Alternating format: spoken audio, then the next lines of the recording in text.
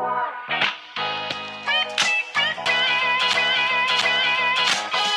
got our ass kicked.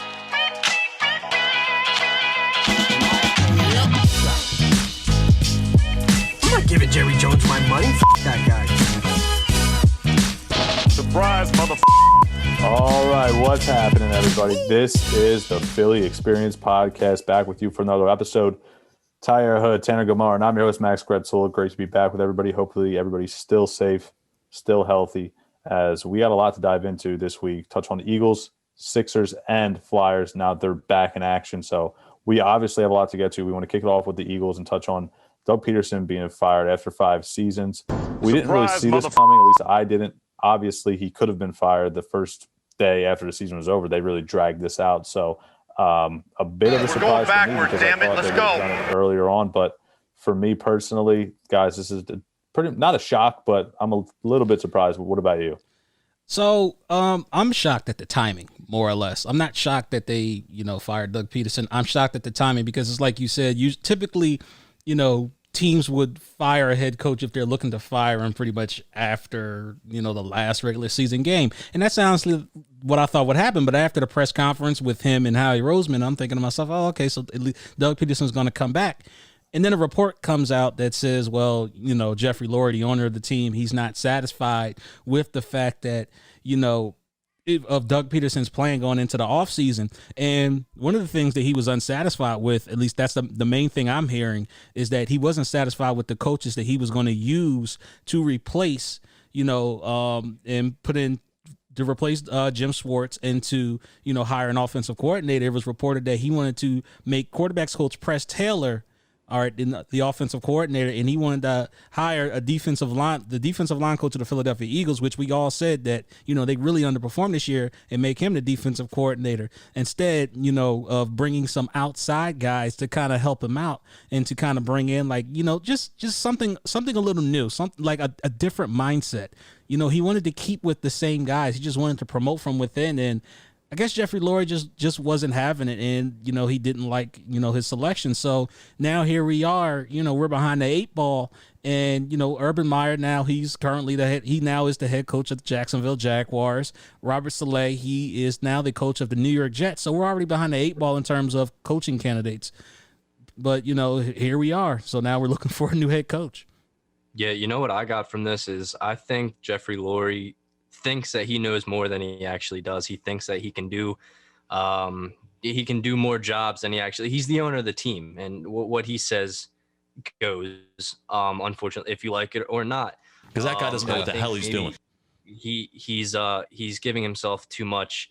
He thinks that he knows what's best for this team. Maybe he should leave that to Doug Pederson. Was the coach. He was the coach here during the Super Bowl. We all know. We all seen the pictures the past few days after he's fired. We all remember the glory days of Doug Pederson just a few years ago. But I wasn't surprised by the firing, but I'm surprised that we're still talking about Howie Roseman and how he's still the GM of this team. I understand his relationship with Jeffrey Lurie, and they're tight, and this might end up being dangerous. These two have a relationship that I think could hurt this team, because Jeffrey Lurie didn't want to fire Doug Pederson either. They're friends, but he definitely does not want to fire Howie Roseman. And I think we're going to go into another football season with the same problems. Yeah, I agree with that. I think, you hope that those two at the top of this organization don't really sink this team. But yeah, it's kind of like a hand in hand going forward with this organization, and that's going to be a big problem. But overall, now that we have some coaches off the market and we started this process late because we fired Peterson so late not so late, but later than other teams into the off season, we're kind of behind the 8 ball here, and we really have narrowed down. I don't know if we narrowed down our coaching staff to a few candidates. But the point is, a lot of the candidates are kind of slipping off the table, finding new jobs and other homes. There isn't too many options left on the table. Is there anybody that you guys would like to see step up and be the head coach? So, and I've been clamoring for this guy for the longest of times, and I honestly think it's time. You guys kind of, you guys kind of, poo-pooed me about my selection, but that I feel a certain way about this guy. I think. Wait a second, T. Before you say the name, I just want to bring to that I brought his name up first before you. But go ahead. That's not true. I hear you. All right, that's not whatever. We'll get to the point. All right. So my guy is Deuce Staley, all right? Running back coach for the Philadelphia Eagles currently. Look, man, he's been through about 3 offenses, all right? He's been a running back coach under Andy Reid. He's been a running back coach under Chip Kelly, and was the running back coach under Doug Pederson. And look, he's seen 3 different offenses, basically, all right? If there's anybody who can scheme up an offense, it's Deuce Staley. If it's anybody who can be a leader of men, it's Deuce Staley. As a matter of fact, he even got a shiny endorsement from Malcolm Jenkins on Twitter. So that's my candidate. I beat that.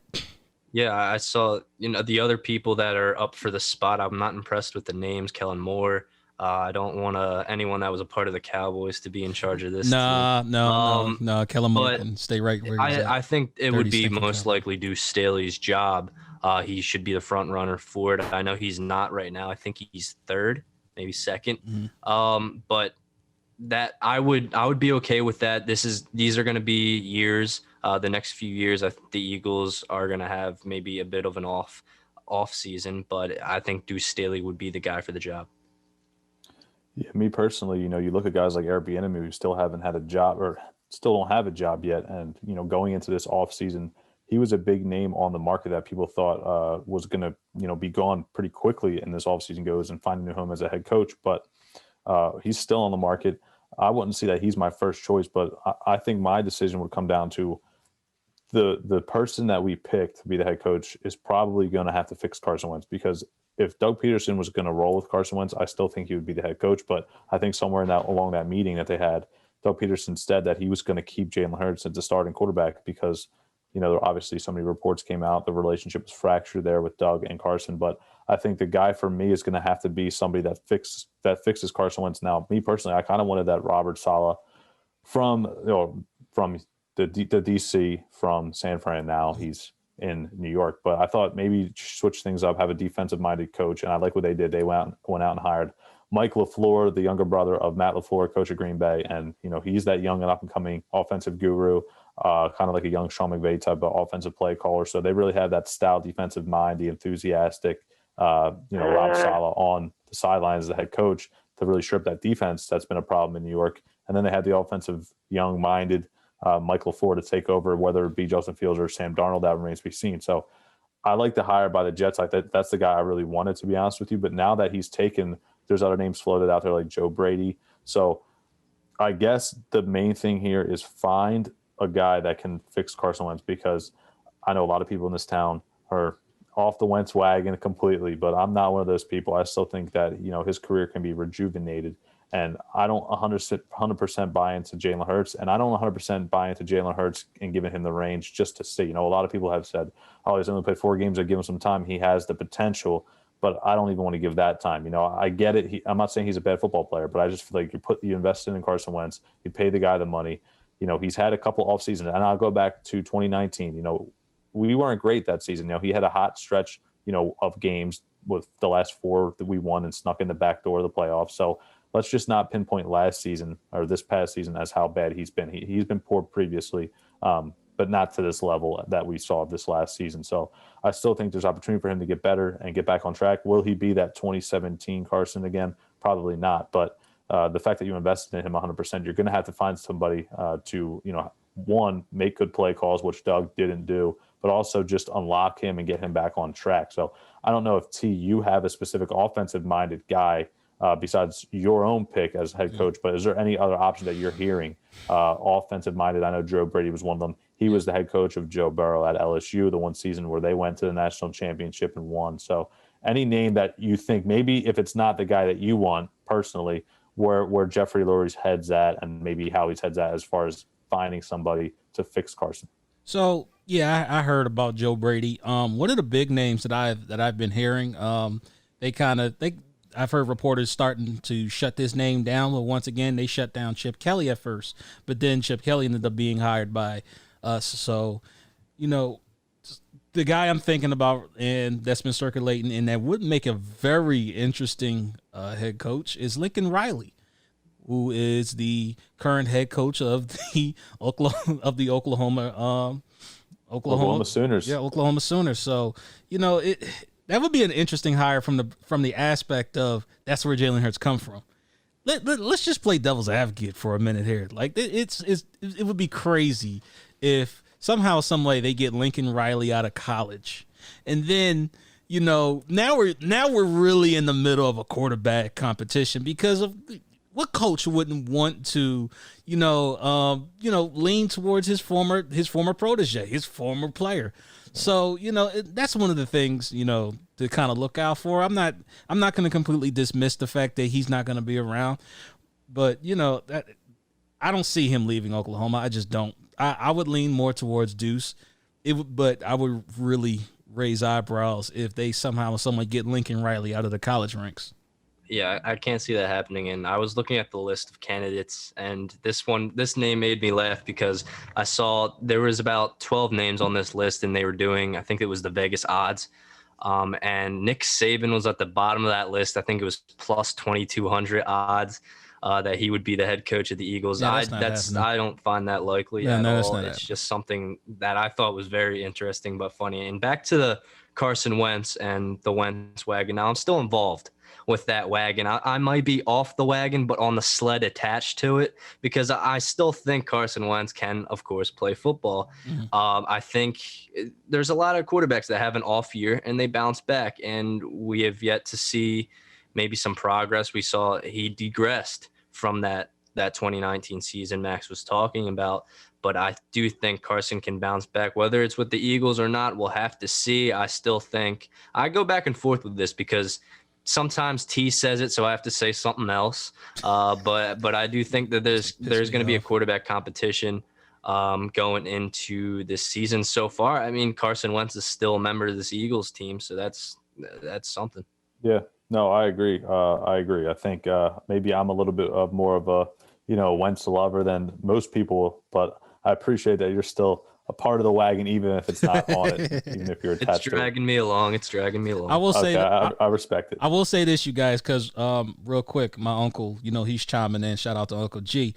He said something that was very interesting, and I got to bring this up. He said salary cap, quarterback situation, and personnel is a big issue as to who would be willing to coach this team. And that's an excellent issue because here's the thing. Whoever comes in, they have a heck of a rebuild to have to go through. And that's the one thing that we have to also understand. We're probably not going to get the best guy in the world because, like I said, and like my uncle just said, whoever's going to have to come in here, they got a lot to clean up. All right.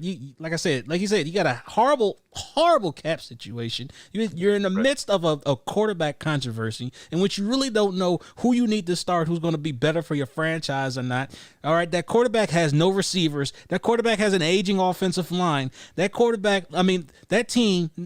team now really doesn't have a really good, solid defense. So it's going to take some years to rebuild this team. Whoever really is going to be the head coach of the Philadelphia Eagles, they're in it for the long haul. That's all I have to say. Yeah, T, that's a good take by your uncle. I want to add on to that because I think now this is kind of arguing with me thinking Deuce could be the head coach. I think that the Eagles are going to want to take in a young guy to be the head coach because this young guy, he's not familiar with it. He's going to kind of step back. He's not going to be in control. And we know that the head coach of the Eagles is not going to be in full control. We saw it with Doug Pederson.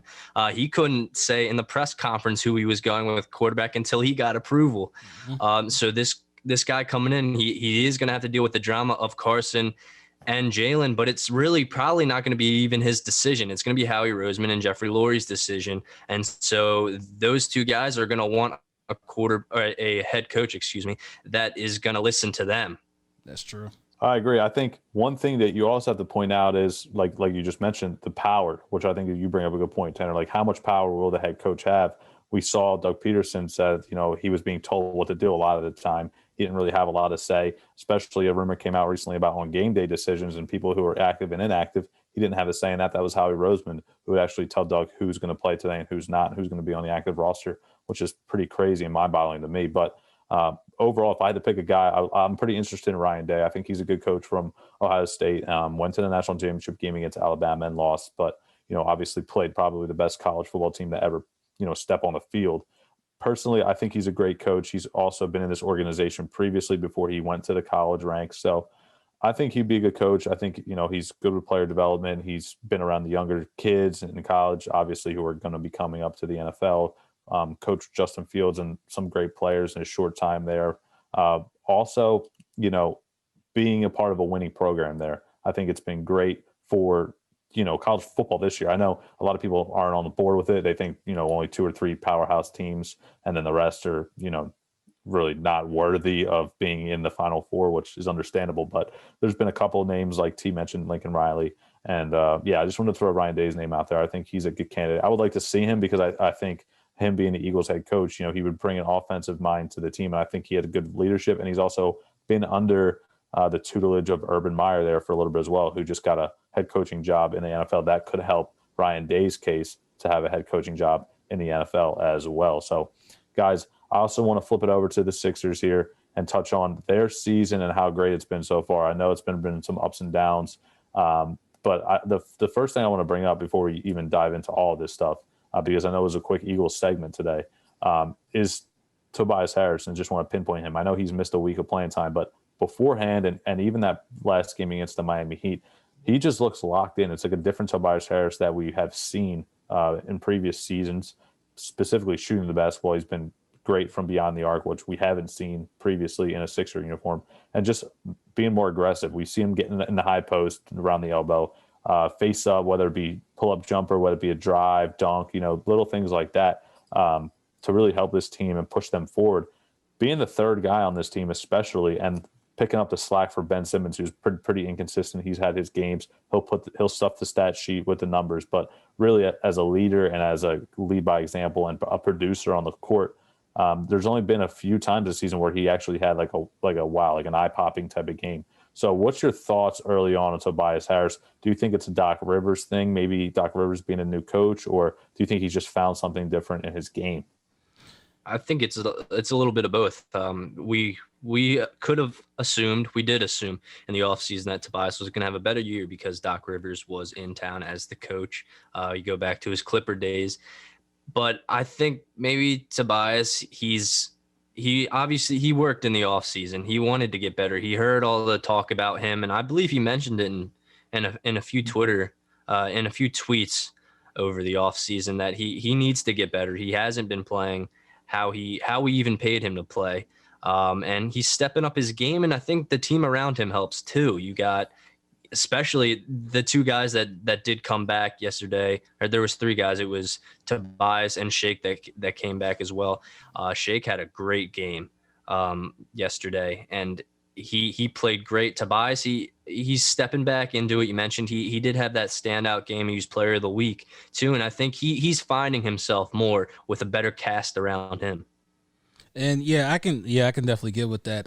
Tobias Harris, well, we kind of crapped on Tobias Harris in the beginning of the season, let's be honest. Yeah, but he deserved it. Yeah, he deserved it. Oh, rightfully so. We was trashing Tobias Harris, but man, he has definitely stepped up for us. He has definitely stepped up to the plate. Joel Embiid has stepped up as well. I need Ben Simmons to step up for me, man. I need Ben, like, This little trade scare should have been kind of sort of a wake-up call, because I feel like, Ben, you're so talented, all right? You have everything that an average NBA player would want. You got the size, you got the speed, you got the passing ability.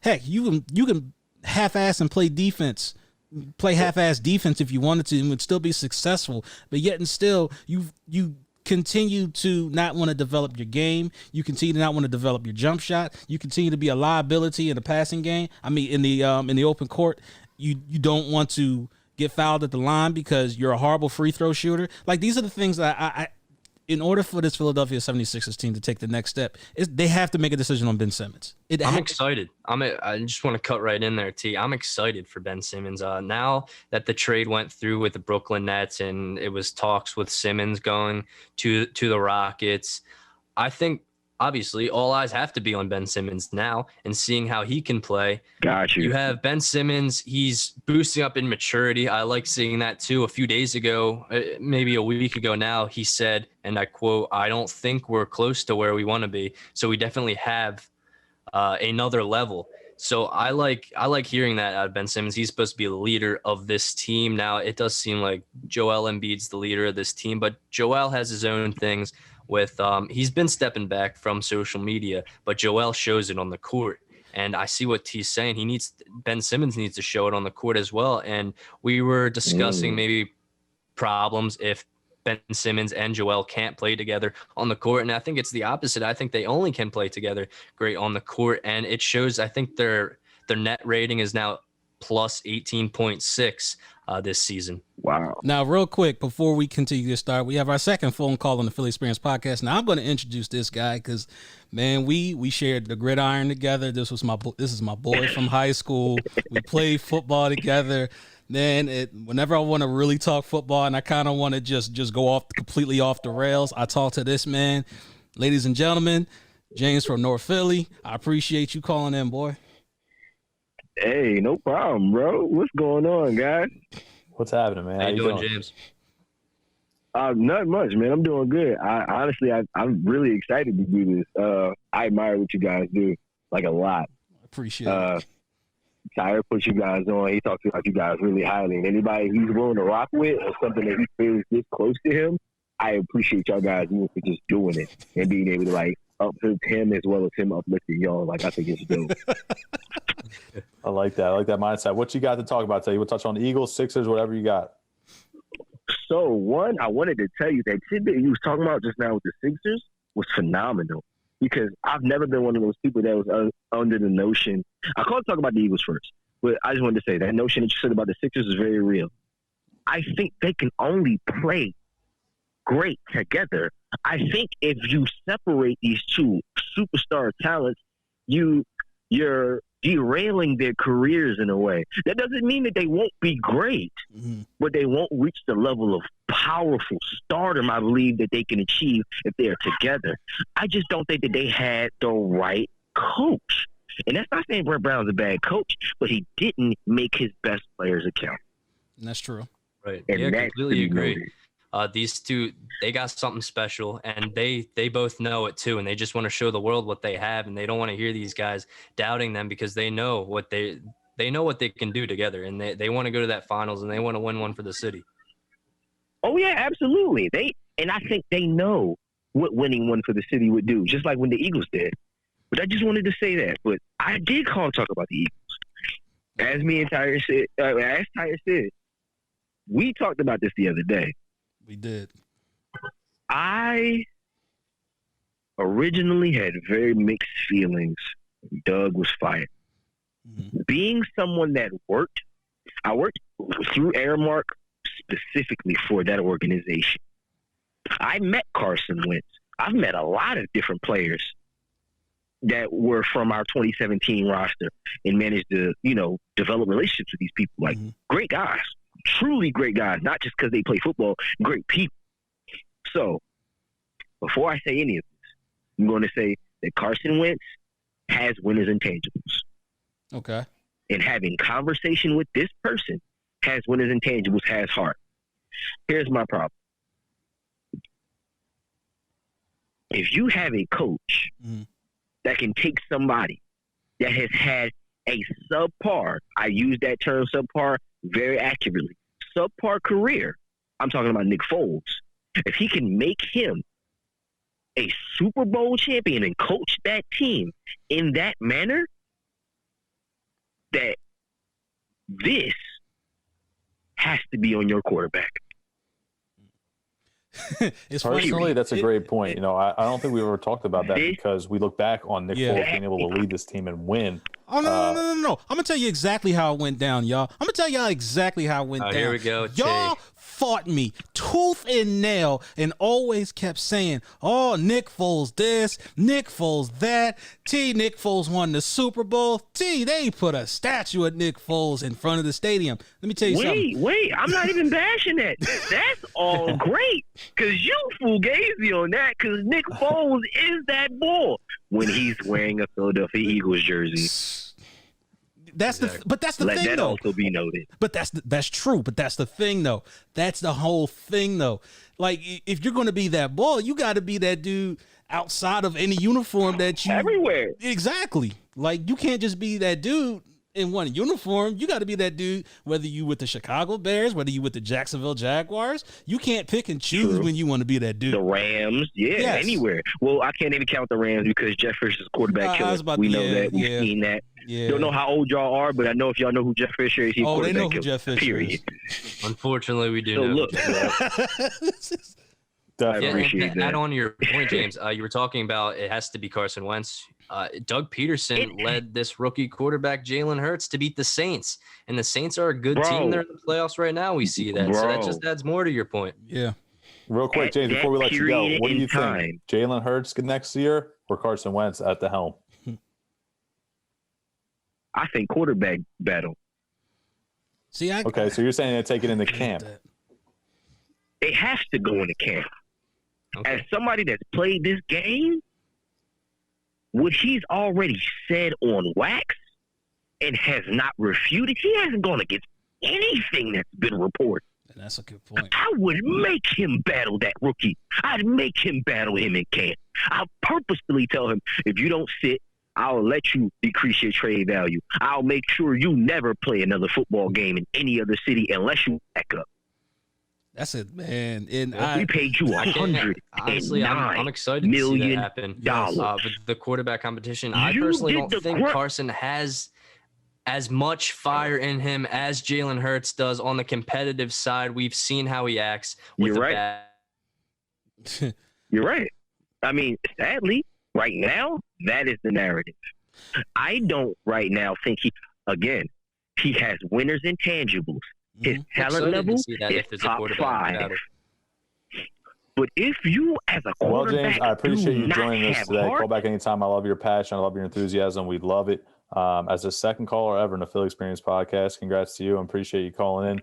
And guys, I think you brought up a great point there. Obviously, everybody who tunes in here wants to talk about the quarterback controversy with Jalen Hurts, with Carson Wentz. Personally, I like Carson Wentz. Other people like Jalen Hurts. Others like James, Tanner, yourself, want to see a quarterback competition in camp.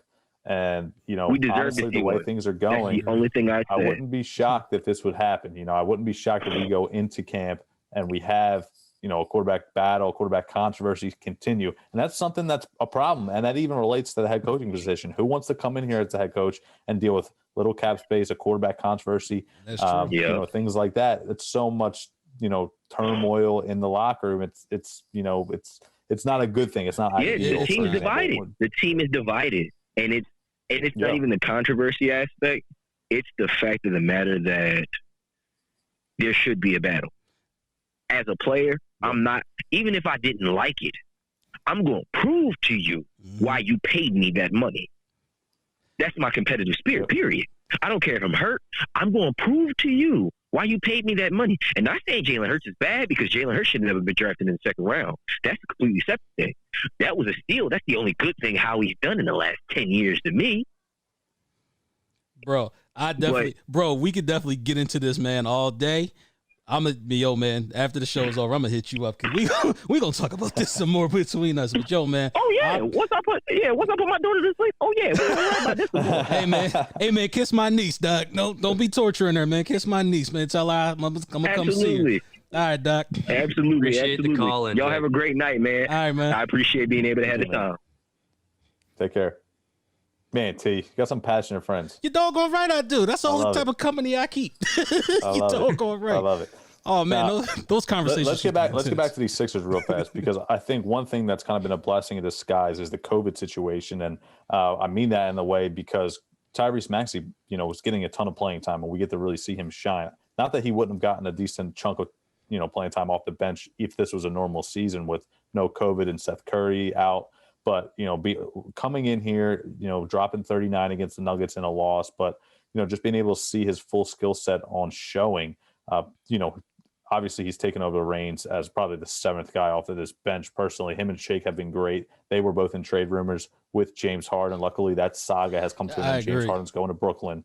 And like Tanner brings up a good point. Maybe that clears the head of Ben Simmons, but also maybe Ben Simmons takes it the other way and thinks, wow, these guys want to trade me. I don't want to be here long term. Now, he said everything the right way in the media recently. that he's come out and he's been a professional about the whole situation. He knows it's a business. But what's your opinion on this going forward? Well, I saw a report that I think it was yesterday that it came out. Ben Simmons was ecstatic that he was not traded. He loves the Sixers, and he wants to show, like I said, the city what he can do, and he needs to be better. He knows that he needs to be better, and he should be hitting the gym. I'm sure he is. And he's going to be a better player. I know talk about that jump shot and all that stuff, but I do think Ben Simmons can be one of the best players in this league. He definitely can be defensive player of the year. His defense is great. Last year he was in the running for it. So I'm just excited to see what motivation this puts on Ben Simmons. But my thing is this though, it's just if this rumor didn't light a fire up under Ben Simmons, and I don't think anything will. I'm going to be honest with you boys, because I look at it like this, man. He is just way too talented to not utilize the full extent of the natural skill set that he has. Forget the things that he can work on, the natural things that he has that I talked about earlier.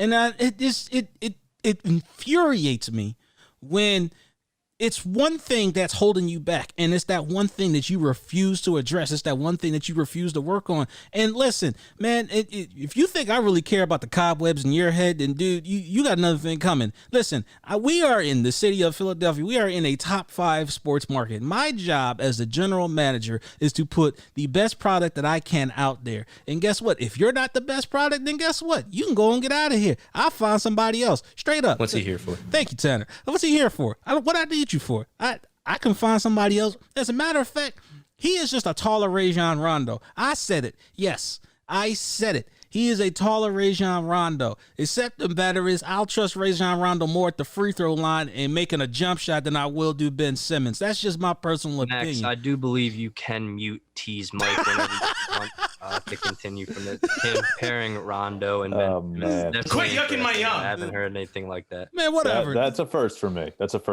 I'm being honest, one's like a foot taller than the other, but we're not going to I said, You did say shorter or taller. Thank you. I did say that, but that's just my personal opinion. Because I don't know if Rajon Rondo, even in his prime with the Celtics, had enough athleticism to keep up with Ben Simmons. But hey, that's besides the point. The key here is Ben Simmons is 5th on the team in points. He's averaging 12 a game. I need more out of him. I think we can all agree with that. He's been, turning the ball over, making some poor decisions, and it's not going to show up in the stat line. If you look at the box score at the end of the game, you see, 12, 12, and 11. Yeah, fine. All right, you got the triple-double. But if you watch the game, he's clogging the lane still, guys. He is. If you watch the games, he's down low on the baseline too much, and Embiid's still, in my opinion, around the perimeter too much as well. But here's the thing: like Embiid is knocking down those threes this year at a higher rate, and I think that's why we haven't really, or why we've glossed over the fact. And that's crazy because Ben Simmons is Joel Embiid is a center, and he's knocking down these threes in clutch time too.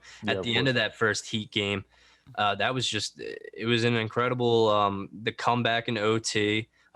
They should have been winning the entire game. The Sixers do have a better team than the Heat did, the extra players from their bench, but that was a fun game to watch. And Joel Embiid took over 45 points, I believe. Yeah. Do you think Isaiah Joe will get more playing time when Furkan's back, or do you think like he's earned a bigger spot on this team because they kind of play the same role? They both lack out on the defensive end, but they can both shoot it. I don't know what Isaiah Joe's ceiling is defensively. I know for a fact Furkan's not that good of a defender, but I don't know what Tyrese. I think that's why Isaiah Joe gets the edge with minutes, because he still has that potential to become a serviceable defender. Hey, yo, man, when Court Mines is off, man, Court Mines is off. I mean, he looks like a straight up scrub when he's off. So I would always go over to the one, whoever has the hot hand. If Joe's the one who has the hot hand, all right, I'm gonna play Joe. And if Court Mines is having a hot hand, then guess what? He's going to want to get the more minutes. So that's just my personal opinion.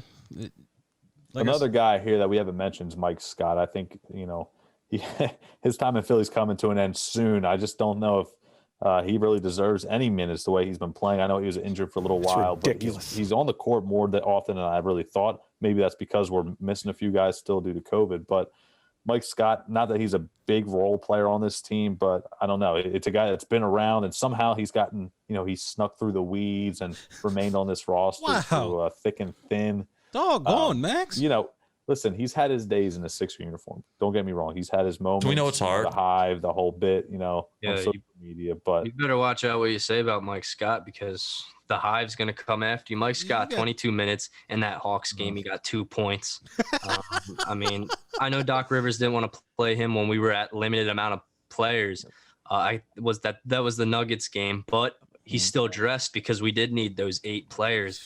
I want winners. And let's just go into more about how Adam Silver did not postpone those games. And I know T wanted to go on a rant here. Does Adam Silver hate the Sixers? He got to. He got a personal vendetta against the Philadelphia 76ers. How is it that, other teams like the Boston Celtics and teams like that, they're allowed to take games off when they don't have enough players, but yet and still we had to go to our G League, all right, to play against the Atlanta Hawks and games like that. And we just got a statement that basically said, oh, well, tough, you know what? That's not cool. If you're gonna, the thing for me was, that Brooklyn Nets loss was a legit loss. We didn't play well that night, and even though they didn't have Kyrie or KD, we just didn't play well. We didn't deserve the win. That's understandable. But the thing that got bothered me was that Nuggets game. We legitimately dressed an injured player, and we had to play. And the Nuggets are a good team. Now the Hawks game I don't care about as much because I know for a fact we're better than them at full strength. So we'll see those guys down the road. Having to fly to Atlanta, not having Ben or Seth and those guys. We had Joel, but, he can only do so much. So the Hawks coming out of that game, not they were cocky about it, but, beating us by, 12, 13, whatever it was. And then, you look at the box score and it's like, wow, we lost the Hawks by, 12, but put an asterisk against that. I'm not worried about them. But the Nuggets game did get under my skin a little bit. And that Nets game is concerning, Max. I mentioned how they're an outrage team before the trade deadline. And that's got now the Nets add James Harden. Of course, they get rid of Jarrett Allen, their only really defensive player. Yeah, it's going to be more of an offensive team. We'll get into that trade a little later after this point, but that Nets loss is concerning considering no KD or Kyrie. That's true. I agree. I think Jarrett Allen is a big loss for them defensively. Yeah. Now you have to deal with DeAndre Jordan. I mean, Joel Embiid will probably have a field day in the paint against DeAndre Jordan at this point in his career. Not disrespecting what DeAndre Jordan has done in this league, but at this point in his career, having a lot more minutes now probably than what he wants to with Jarrett Allen gone. But he's now in there just to get the rebounds from the 3 stars if they miss a shot here and there, which probably they won't because Kyrie. Have seen his inconsistency throughout his career. I was about to say, make that 2 stars. Let's be honest here. Kyrie. Okay, hold on. He's had some injuries in Cleveland. We've seen his injuries and his drama play out in Boston. But to open up this season, back when Kevin Durant had a COVID stretch there and he wasn't playing, this is a guy that has resurrected himself in Brooklyn. It looks like he's back to being a top 3 point guard in the league. Yeah. Yeah, when he's playing and when he feels like playing, that's the thing though. Like he got caught out there partying and whatnot and doing what he wanted to do. Basically, I agree with you 100%. He was taking days off. He's been in the media for the wrong reasons lately, and he's expected to be back actually this weekend, Saturday, and he'll be back in a Brooklyn Net uniform. So I hear you Nets fans out there, congrats. Yeah, I mean that locker room is going to be challenging too. You mentioned James Harden at the club, and now Kyrie. I believe his problem was that he was going to birthday parties without masks. Yes.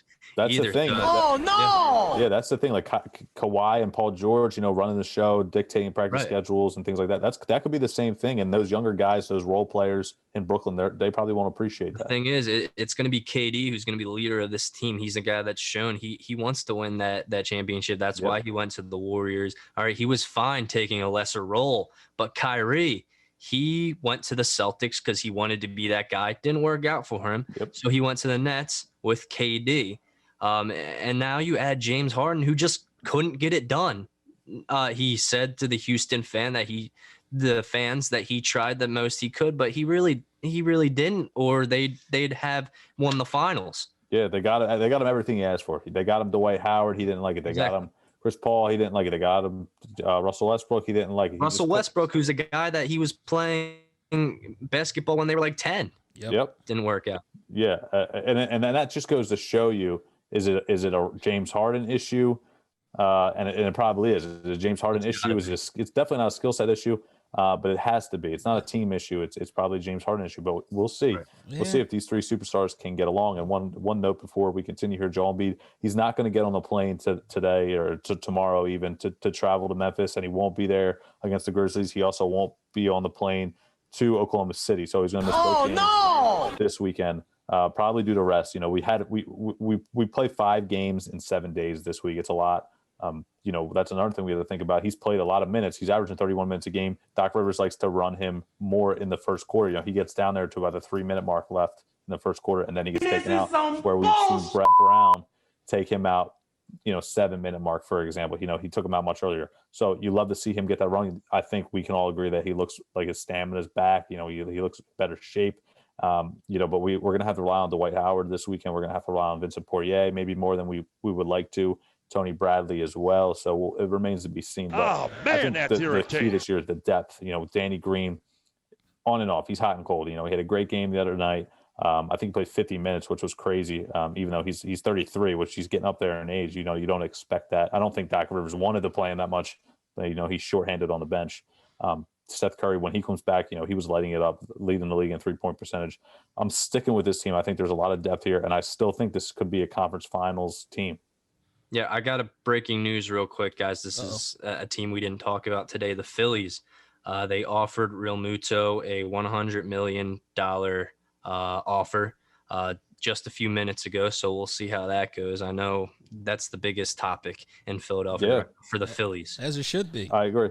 Yeah, 100%. They also signed Archie Bradley the other night. They 1 year, $6 million. He's had closing experience and also late inning relief experience, 8th, 9th inning. Not saying he's going to be our go-to closer, but he's looking like he could be possibly our go-to guy now that we've signed him. Jose Alvarado, who we got a couple weeks back, from the Tampa Bay Rays.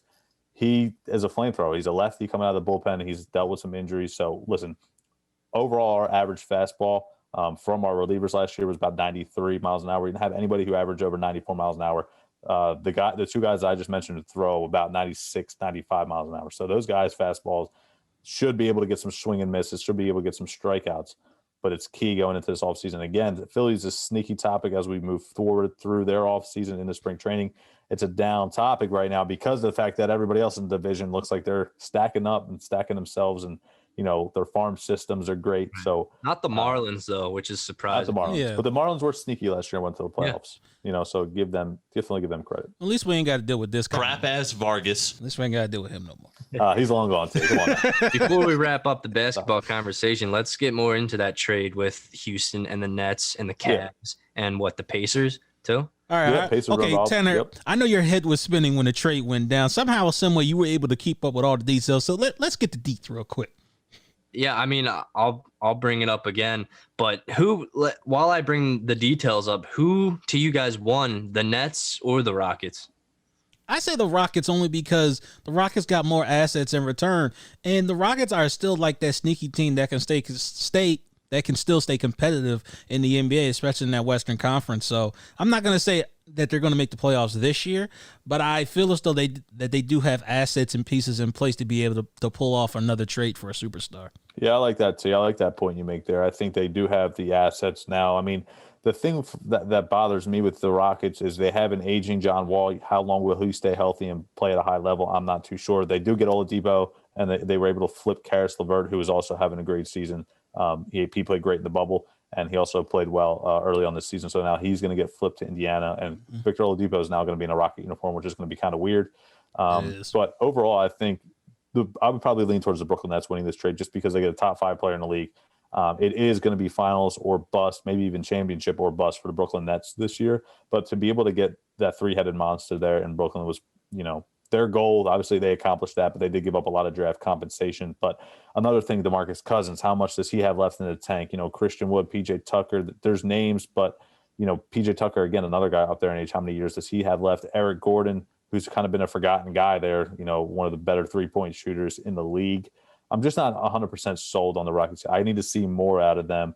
And again, they got their headache out of the locker room. They got their elephant in the room gone. So we'll see how they gel together as the season goes on.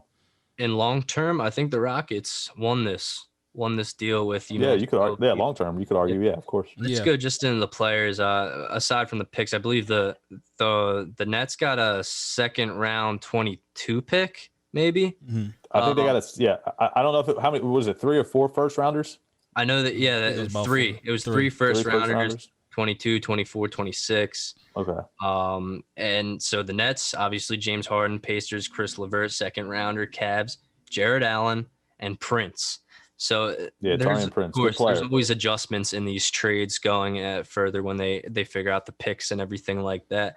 But yeah, I'm sticking with what I said. The Rockets, they get rid of, like Max said, a locker room problem. Oladipo, he gets in there. And this is going to be an exciting team. They're not going to be, how they were with James Harden at first. There's going to be some adjustments, but this is exciting for the Rockets too.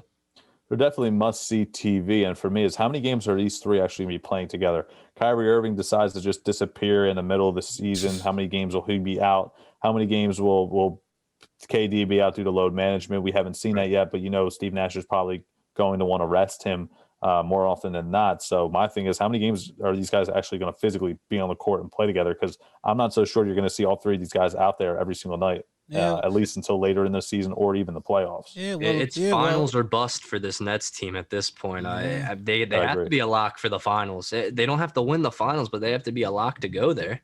Listen, unless Kyrie is there to really complete this team, I don't see them going to the finals. So this is just my attitude. They have the most firepower, of course. And Giannis and the Bucks, they're still there. The Celtics, for some reason, always give the Sixers fits, but I still think you put the Sixers name up there in the top 4, top 3 teams. T, let me ask you this: Who's a better trio? Who has a better trio in the NBA? That's a good question. That is a good question. There's no answer because the Nets, they have the best trio right now on paper. And you're right. We'll have to see if Kyrie plays, but Kyrie's not going to be the decider. Like I said, it's going to be KD.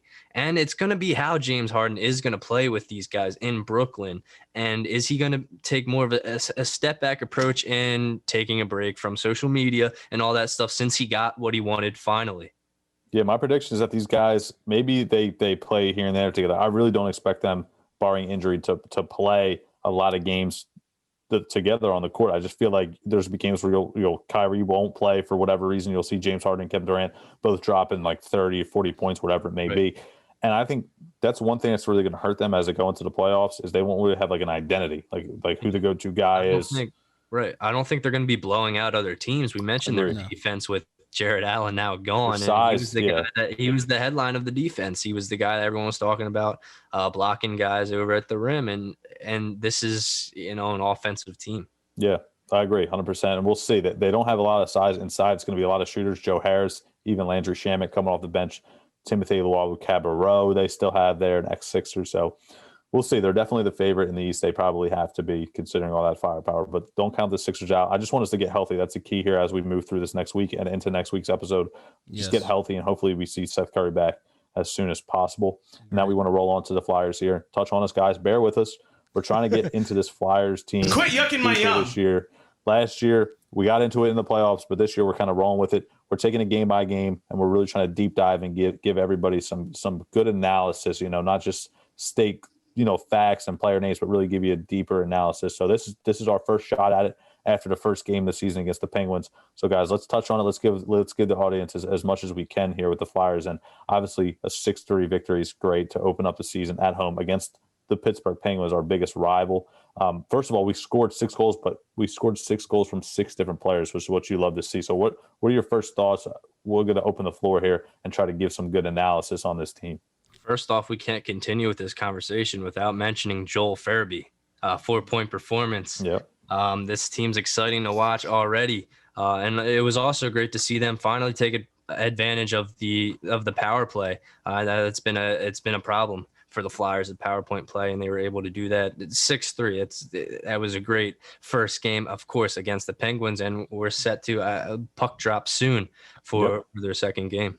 All right, well, straight up, here's my thoughts. Nobody cares about hockey, Max. No, but I'm joking. In all seriousness, that I like the fact that they fought All right, they were behind in that Penguins game, and they fought back. That part I do love, and I love the fact that they rotate their guys, and they have certain lineups for whatever the Penguins we're going in with, and for me, just from a sports a sports view.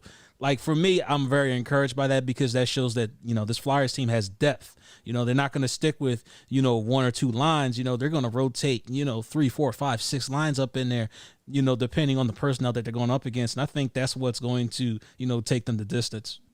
Yeah, listen, Carter Hart, 31 saves out of 34 shot attempts.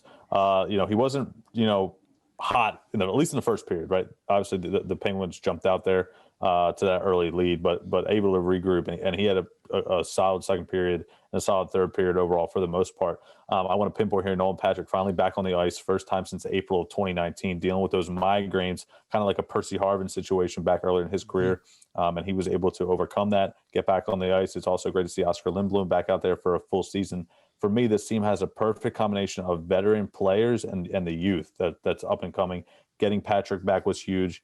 And you have Giroux, who's a key guy, always was for this team, having to see, on his chest. But, he took some heat last year, didn't have his best season, statistically speaking. And this year, we look to him to continue to get back to his old natural ways of playing good hockey. He doesn't have to be that superstar like he used to be in his career because they have guys that pick up the slack like Kevin Hayes, Travis Konechny. The list goes on, and Sean Couturier as well. I was just about to ask you to stay healthy. I was just about to ask you that due to the fact that I know Claude Giroux used to catch a lot of heat for not scoring a lot. So, do we have now with all these players that we have around Claude Giroux, do we necessarily have to rely on Claude Giroux to be that guy anymore? That's my whole thing. That's my question. I wouldn't say that you have to rely on him to be your go-to scorer because you have, like Tanner mentioned, Joel Fairby having 3 assists and a goal the other night against Pittsburgh, which is super impressive. And, he's a first-round draft pick and a guy you expect to come up and be productive almost immediately. Kevin Hayes, our centers are great. You go Couturier and Giroux and Hayes. That's a 3-headed monster from your center standpoint. And then your wingers are awesome. Raffle and Voracek is a guy who struggled. He didn't have an assist. He didn't have a goal the other night against Pittsburgh. Still a veteran guy, but he's going to be a key player. He's been an assistant on this team. He's got the A on his patch or on his chest. So look for him to pick up the pace here and continue, because the thing with this team is the depth, almost like the Sixers. This team has depth, and that's one thing that's going to have to carry them, even though it's not a full 82 game season, and we're playing a lot of tough opponents just based on the fact that they're all in conference teams and in division teams in the East. We're not going to be flying out West Coast this season because of COVID, and our division, with the Islanders, the Penguins, the Rangers, the list goes on and on. You're going to be playing a lot of good teams in a short period of time. And that's it. That's definitely a good thing to add on. I just had that question because, like I said, Claude Giroux has caught some heat over these years, and, about being the captain and him taking accountability and things of that nature, especially, for a period of time when the Flyers weren't really scoring a lot, and we were having some issues with our goalie situation, which now has been sealed up, of course, with Carter Hart. That's the thing, too. So, that's the thing. The goalie situation has been huge for us, finding that guy, and Carter Hart also a solid backup in Brian Elliott. And I think this year, because of the fact that last year I always wanted to build from the goalie forward. I always told Chris when I would see him, you want to have the goalie, secured. That's the most important thing on a hockey team. And then I like to build forward. I want to have good defensemen. We'll worry about the shooters, eventually, and the scorers eventually. But if you don't have a good defense, you're putting too much pressure on your goalie. And that's what we like to have, guys like Justin Braun and, Eric Gustafson, Robert Hagg. I mean, we just, like Tanner pointed out, weeks ago, signing Phil Myers to that long-term extension and locking him up. They didn't really show up in the stat sheet as far as the goals and assists, but just playing solid defense, deflecting shots, checking guys into the boards, turning the puck over and forcing turnovers in order to get a push and a rush down the ice and get the scores and the wingers on the outside, because that's one thing that I thought we struggled with last year. We didn't have that offensive firepower to be able to, put up 6 goals. And listen, we scored them in bunches the other night, 2 goals in a matter of a minute. Specifically at one point in that hockey game. So being able to put up 6 in the first game, not saying that's going to happen every single night, but just to have that capability. And it's not like it was all shorthanded, like on the power play. Some of it was, some of it wasn't. It wasn't like we got a cheap empty netter at the end of the game or anything like that. This is strictly playing 5-on-5 hockey for the most part and beating our opponent. Yeah. And one story I'm going to follow closely is Travis Konechny going scoreless in that playoffs. He was the leading scorer in the season, and the playoffs came and he had a drought. So he played his 300th game during the opening Flyers game the other day. And I'm curious to see how he's got a chip on his shoulder. So it's going to be a story to watch. Before we wrap this up, we got to talk on their schedule this year, playing two games against the same team back-to-back days, or not back-to-back days, but 2 teams in a row. It'd be a 2-game series, basically.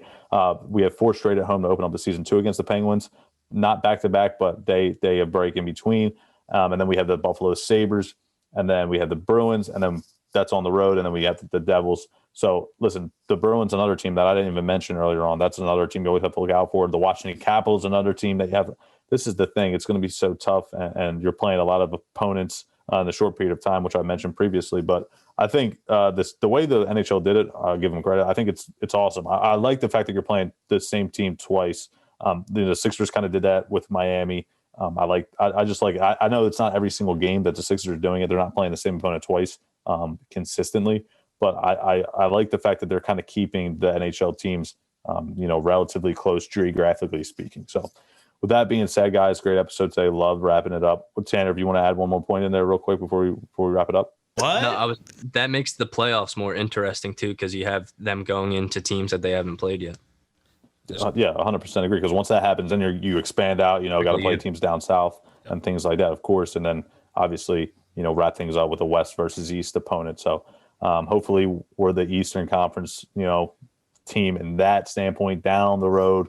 But we have a lot of hockey to play. So, guys, we're diving into it. This is going to be a lot we're going to give you now. Can't too much based off of one game, but we're giving it our best shot here without Chris rolling with it. Shout out to Chris. You piece of Swiss cheese. Healthy. Hopefully he's safe. So, first hockey segment that we try to dive into. And we'll give you guys some good analysis. We promise that moving forward. Chris, we need you back because I'm struggling with this hockey stuff. I ain't even going front. All right. Go to first attempt. I like it. You guys missed any of this episode, you can always go to Philly-Experience, simplecast.com. We are available all major downloadable platforms, Apple Podcasts, Google Podcasts, Spotify, YouTube, the entire shabazz. And listen, y'all, can we just come together once again? Why are we starting 2021 off going crazy? What is wrong with y'all? Seriously? Can we go through a year and where we don't have a whole, historical event? Please, I would like to go through one normal year. All right? Just one. Can I get one normal year, please? Especially after 2020. Please? That's all I'm asking. Is that too much to ask, fellas? That's all I'm asking for. We got our ass kicked. In my opinion, that's Yeah, Skip Bayless can kick rocks. He's not your cup of tea. I ain't scared of Nick Foles. I'm not. I'm sick of this.